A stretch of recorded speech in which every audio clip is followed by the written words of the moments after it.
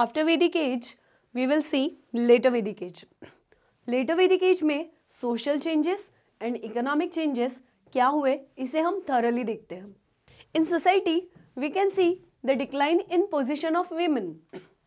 Women's को धीरे धीरे घर में रखा जाने लगा। महिलाएं चार दीवारी में कैद होने लगी। कृषि आधिक्य की वजह से या एग्रीकल्चर सरप्लस की वजह से महिलाओं का बाहर जाना बंद हो गया। अब एग्रीकल्चर सरप्लस का और महिलाओं के बाहर जाने का क्या संबंध था? Let's see. पहले जब कृषि स्मॉलर लेवल पे थी या लिमिटेड लेवल पे थी, उस वक्त महिलाओं को खेती में काम करना पड़ता था। वो पति के साथ इक्वल लेवल पे जाके श्रम करती थी, लेकिन एग्रीकल्चर सरप्लस की वजह से उन्हें वो काम करने की ज़रूरत ख़त्म हो गई और इस तरह महिलाओं को घर में रखा जाने लगा। महिलाओं को इक्वल स्टेटस जो मिला हुआ था ऋग्वेदिक पीरियड में, वो धीरे धीरे अब डिक्लाइन होने लगा। Casteism and racism Indian society में अस्तित्व में आ गया। जो चार वर्ग थे, ब्राह्मण, क्षत्रिय, वैश्य एंड शूद्र, अब कास्ट के अकॉर्डिंग डिवाइड होने लगे। जाति भेद शुरू हो गया। ऋग्वेदा में फर्स्ट मंडल और 10th मंडल ऐड किए गए।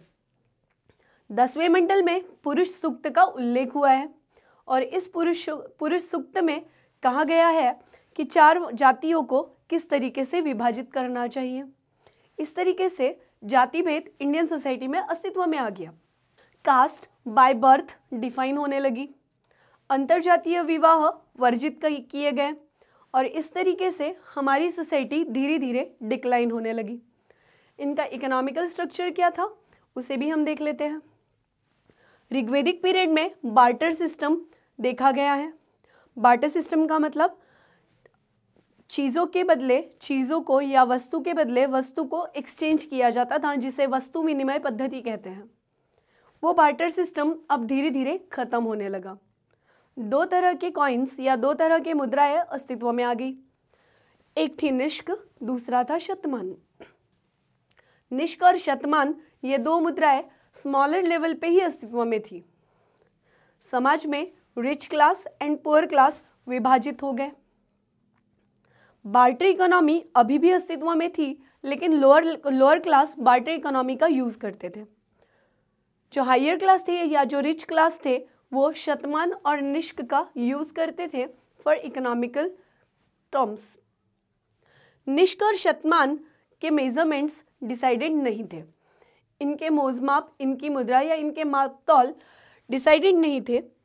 इसी के साथ साथ लेटर वैदिक पीरियड में 3 और वेदा या 3 एक्स्ट्रा वेदास ऐड हो गए। That is Samaveda, Yajurveda and Atharvaveda. सत्यमेव जयते, ये जो लाइन है या ये जो वाक्य है, ये मुंडकोपनिषद से लिया गया है। रामायण एंड महाभारत की रचना इसी दौरान हुई एंड गोत्र सिस्टम अस्तित्व में आ गया। इंडिया में गोत्र सिस्टम लेटर वैदिक पीरियड में अस्तित्व में आया है।